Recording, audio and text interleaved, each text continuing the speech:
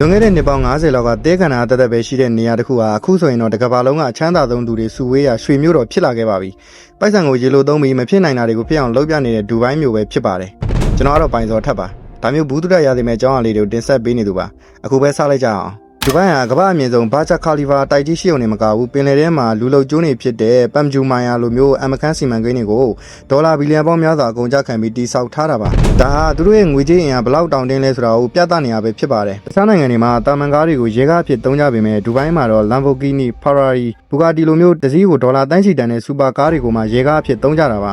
ဒါဟာကမ္ဘာမှာဒူဘိုင်းတစ်ခုထဲမှာပဲမြင်တွေ့ရမယ့်မြင်ကွင်းမျိုးဖြစ်ပါတယ်ဒူဘိုင်းကို City of Gold လို့လည်းခေါ်ကြပါတယ်ရွှေတက်တက်ပဲရောင်းတဲ့ဈေးကြီးတန်တွေပဲရှိသလိုလမ်းဘေးက ATM ဆက်တွေထဲမှာတော့ပိုက်ဆံစာရွှေတုံးတွေပဲထုတ်လို့ရတဲ့ဆက်တွေရှိတာဟာတကယ်ကိုမယုံနိုင်စရာပါပဲဒူဘိုင်းရဲ့ချမ်းသာတဲ့လှုပ်ဝက်ချက်တစ်ခုကတော့ဝင်ငွေခွန်အင်ခန်းထက်မရှိတာပါဒါကြောင့်ကမ္ဘာတဝန်းကစီးပွားရေးလုပ်ငန်းရှင်တွေနဲ့ဘီလီယံနာတွေကဒူဘိုင်းမှာလာရောက်ရင်းနှီးမြှုပ်နှံကြပြီးမြို့ရဲ့ကြွယ်ဝမှုကိုပို့ပြီးတော့မြင့်တင်ပေးနေကြဖြစ်ပါတယ်တဲကနာကနေကမ္ဘာချမ်းသာဆုံးမြို့ပြကြီးဖြစ်လာတဲ့ဒူဘိုင်းရဲ့အကြောင်းကိုဗရာသားတို့ဆိုရင်ရောဘယ်လိုမြင်ကြလဲတကယ်လို့အခွင့်အရေးရရင်ဒူဘိုင်းမှာတွားရောက်အခြေချနေထိုင်နေကြလားကမ္ဘာပေါ်မှာအတင်မတည်သေးတဲ့အချမ်းသာဆုံးနိုင်ငံရဲ့အကြောင်းကိုပြောပြပေးမယ်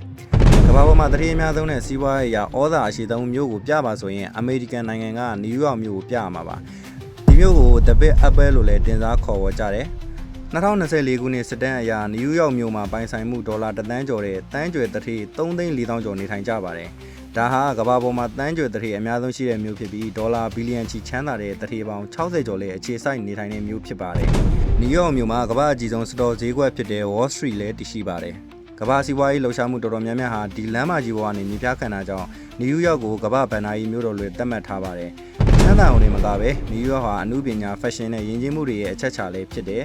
Times Square Statue of Liberty လို့ခေါ်တဲ့လွတ်လပ်ရေးကြောက်ရွံ့ကြီးတွေကဒီမျိုးရဲ့ဂုဏ်ဆောင်သင်္ကေတလည်းဖြစ်နေတယ်။နယူးယောက်မြို့ဟာငွေကြေးကြွယ်ဝမှုတွေမကဘဲနဲ့အခွင့်အလမ်းသစ်တွေနဲ့ပြည့်နေနေတာကြောင့်ကမ္ဘာတဝန်းကလူတွေအမြဲတမ်းအားကျနေတဲ့ကမ္ဘာအချမ်းသာဆုံးမြို့ပြကြီးတစ်ခုဖြစ်နေပါပြီ။ဆိုတော့ကြတော့ဒီနယူးယောက်ကိုမရောက်ဘူးတဲ့သူတွေအတွက်ဒီနေရာကတွားလေတင်လားမလဲတင်လားဆိုတဲ့အပိုင်းလေးတွေအကောင်းချင်းဆိုချင်းလေးတွေကိုရောက်ဖူးတဲ့သူတွေကကွန်မန့်မှာရေးပေးသွားနိုင်ပါတယ်ကျွန်တော်နာမည်ကတော့ပိုင်စောထပ်ပါ